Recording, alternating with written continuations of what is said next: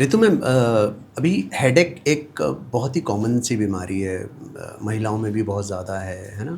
और तो इसके बारे में आप स्पेसिफिकली कुछ समझाएंगे हमें कि कितने प्रकार के हेडेक्स होते हैं और इन टर्म्स को क्या बोला जाता है? जी, हेडेक के कई प्रकार हैं। जो मोटा-मोटा हम बोलेंगे हेडेक को डिवाइड कर सकते हैं, जैसे कि हो गया टेंशन टाइप हेडेक, बहुत कॉमन है ये। और उसके बाद आता है माइग्रेन, ये भी एक बहुत इम्पॉर्टेंट समस्या है जो कि महिलाओं में होता है। फिर आता है क्लस्टर हेडेक और इसके बाद आता है सर्वाइकोजेनिक हेडेक, जो कि गर्दन की मांसपेशियों से सर की तरफ जाता है। और इस प्रकार से बहुत लंबी लिस्ट है हेडेक्स की जो हम बात कर सकते हैं जिसके ऊपर। लेकिन मैं आपको माइग्रेन के बारे में ज़्यादा बताना चाहूँगी क्योंकि ये काफ़ी कॉमन है। यंग पॉपुलेशन में भी होता है और मिडिल एज में भी होता है। यस। और महिलाएं इससे काफ़ी ज़्यादा ग्रसित हैं। तो महिलाएं जो कि मिडिल एज में हैं, 40s में, 50s में, इनमें काफ़ी ज़्यादा पाया गया है। और ये एक बहुत इम्पॉर्टेंट न्यूरोलॉजिक कंडीशन है और ऑलमोस्ट 15% पॉपुलेशन इससे सफ़र कर रही है। तो माइग्रेन के सिम्टम्स क्या हैं ऋतु मैम? कैसे पता चले कि ये माइग्रेन ही है? जी, माइग्रेन जिसको आम भाषा में आधा सीसी का दर्द भी कहते हैं, यह दर्द अचानक से उठता है और आधे हिस्से में सर के होता है। और यह दर्द इतना तेज़ होता है कि मरीज़ को लगता है कि अंदर की कोई सर के अंदर की नस फट रही है, जिसको हम थ्रॉबिंग या पल्सेटिंग हेडेक बोलते हैं। और इस दर्द के साथ-साथ मरीज़ को उल्टी आना या जी मितलाना, इस तरह के सिम्पटम्स भी आते हैं। और जब ये दर्द होता है, मरीज़ अपने आप को मतलब तेज़ शोर या रोशनी इस सब से दूर रखना चाहता है और वो कुछ भी काम नहीं कर सकता जब ये दर्द उसको होता है।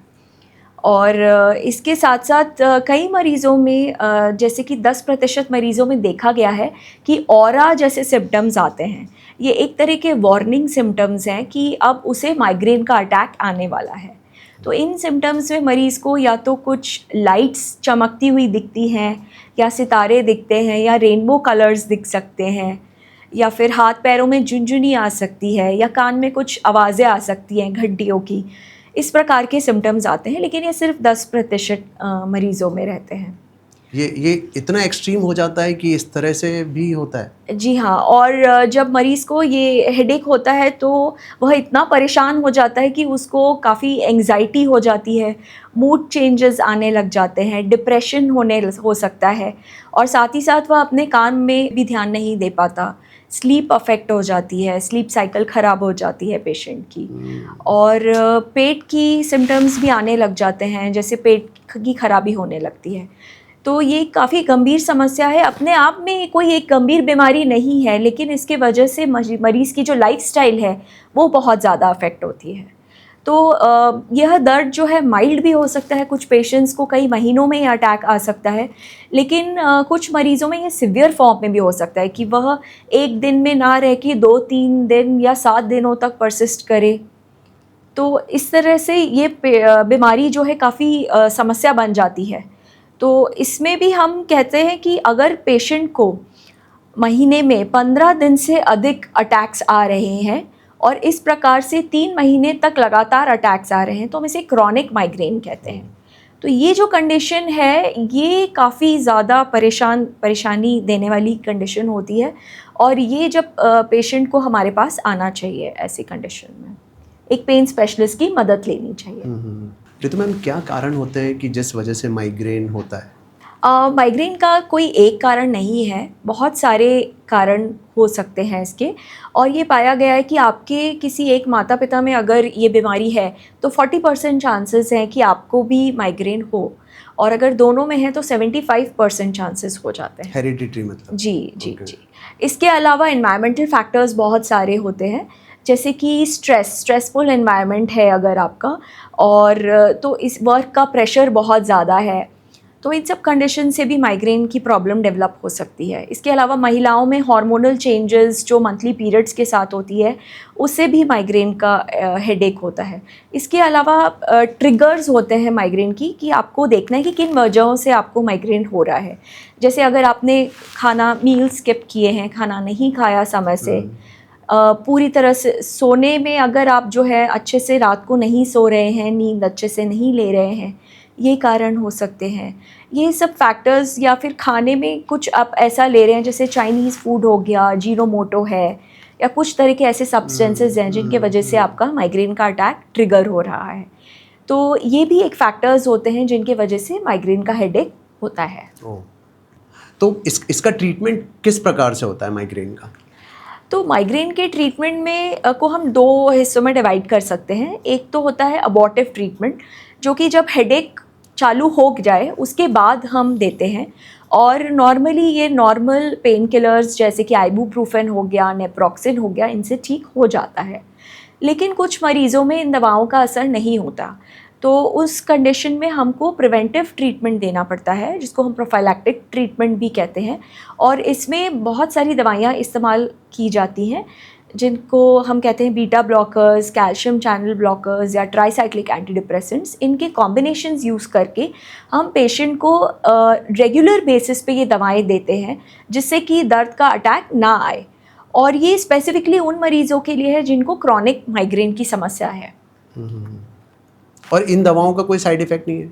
जी हाँ, इन दवाइयों का भी साइड इफ़ेक्ट होता है, और इस कई बार दवाइयों के साइड इफ़ेक्ट्स के कारण मरीज़ दवाई नहीं ले पाता, वो उसको स्किप करता है, और जिस वजह से दर्द में पूरा आराम भी नहीं मिल पाता। और उसी केस में पेन स्पेशलिस्ट आते हैं कि वो आपको ये भी गाइड कर पाएँ कि किस दवाई को लेना है, किसको नहीं लेना है। तो पहले तो पेन की जो ट्रिगर्स हैं वो हमको आइडेंटिफाई करने हैं, उनको अवॉइड करना है। जैसे हमें अच्छे से रात को सोना है, खाना टाइम पर खाना है, खाना जो है पौष्टिक भोजन लेना है जो कि अच्छे से पचे, और जिन खाने के पदार्थों से आपको दर्द हो रहा है उनको अवॉइड करना है। और जैसा कि आपने कहा कि क्रॉनिक पेन में प्रिवेंटिव मेडिसिन देने के बाद भी जब आराम नहीं मिल रहा है, तो हम पेन स्पेशलिस्ट की सहायता ले सकते हैं, और हम इन केसेस में पेशेंट्स को नर्व ब्लॉक्स लगाते हैं, जैसे कि ग्रेटर ऑसिपिटल नर्व ब्लॉक हो गया, थर्ड ऑसिपिटल नर्व ब्लॉक हो गया। ये एक तरह के इंजेक्शंस है जो कि नसों के आसपास दिए जाते हैं। ये बहुत ही सेफ़ है, इनको ओपीडी में आराम से किया जा सकता है। ये हम अल्ट्रासाउंड की मदद से करते हैं, जिससे कि हम क्लियरली नर्व को देख सकते हैं और उसके पास दवाई डालते हैं। तो ये कुछ ही मिनटों में ये प्रोसीजर हो जाते हैं, मरीज़ अपने घर जा सकता है, और इसका फ़ायदा भी हमें कई बार इमीडिएटली देखने को मिलता है, या 2-3 दिन में इसका रिस्पॉन्स आ जाता है। और इसका बेनिफिट ये है कि जो प्रिवेंटिव मेडिसिन या प्रोफाइलैक्टिक ट्रीटमेंट हम ले रहे थे, इतनी सारी दवाइयाँ चल रही थी, उनसे भी मुक्ति मिल जाती है। ऐसा कोई सुखद अनुभव आपके किसी पेशेंट का रहा है जो बहुत ज़्यादा परेशान हो और वो फाइनली पेन स्पेशलिस्ट और आपके पास आया और उसके बाद में उसकी लाइफ चेंज हो गई? जी हाँ, ऐसे कई मरीज़ आए हैं। मैं आपको एक एग्जांपल बताना चाहूँगी। एक महिला आई थी, वो करीब 30-35 साल की थी, गृहिणी थी, बच्चे थे घर पे, और इतने दर्द में आई थी। उसके घर वाले काफ़ी परेशान थे। 4 से 5 सदस्य उसके घर के उसको लेकर आए थे, और वो बहुत परेशान थी, और उसने इमीडिएटली बोल दिया, मैडम कुछ भी करिए, आप इसको ठीक करिए दर्द को। तो हमने इमीडिएटली उस पेशेंट को फिर इंजेक्शन दिया, क्योंकि वो कई समय से दवाइयाँ ले रही थी ऑलरेडी, पर उसको पूरा आराम नहीं मिल पा रहा था। तो इंजेक्शन के बाद वो काफ़ी सुधार आ गया था, ऑलमोस्ट 70-80% रिलीफ आ गया था उसको। और उसकी दवाइयाँ भी, जो पहले वो 4 से 5 दवाई ले रही थी, वो अब एक ही दवाई चल रही थी। और उसके बाद भी हमने उसको फॉलोअप किया करीबन 4-5 महीने तक, तो उसको अच्छा आराम था। और इस तरह से हम काफ़ी सारी स्टोरीज़ हमने को देखने को मिलती है कि केवल एक इंजेक्शन से पेशेंट की जो लाइफस्टाइल है वो काफ़ी सुधर जाती है। और एक जो मुस्कान है पेशेंट की जो हमें मिलती है बाद में, उसी से हमें समझ आ जाता है कि हमने जो किया वो सफल रहा। हाँ, क्योंकि रूटीन लाइफस्टाइल में किसी भी तरह का पेन वो पूरी दिनचर्या ही बदल देता है। जी हाँ, मतलब मेंटली इतना डिस्टर्ब कर देता है किसी को भी कि वो अपने काम पे फोकस नहीं कर पा रहा है। यस, और उसकी वजह से काफ़ी सारी साइकोलॉजिकल और साइकेट्रिक प्रॉब्लम्स भी हो जाती है। पेशेंट को डिप्रेशन होने लगता है, एंजाइटी होने लगती है, उसका काम सफ़र करता है, स्लीप जो है वो अफेक्ट होती है, और एक ये विशियस सर्कल बन जाता है, anxiety, depression, sleep deprivation and then pain. Yes. तो इसलिए पेन का निवारण सही समय पे करना बहुत आवश्यक है। Very true. और ये इंजेक्टिव प्रोसीजर है जिसमें बहुत ज़्यादा ऑपरेशन या ऐसा कुछ हो ही नहीं रहा है। जी हाँ, कुछ मिनटों में, कई बार कुछ घंटों में आप फ्री हैं और आप घर जा सकते हैं। जी हाँ, बिल्कुल। तो इसमें समय भी बच रहा है, आपको तकलीफ़ कम हो रही है, खर्चा कम है, रिस्क कम है। रिस्क कम है और रिकवरी भी जल्दी है। जी।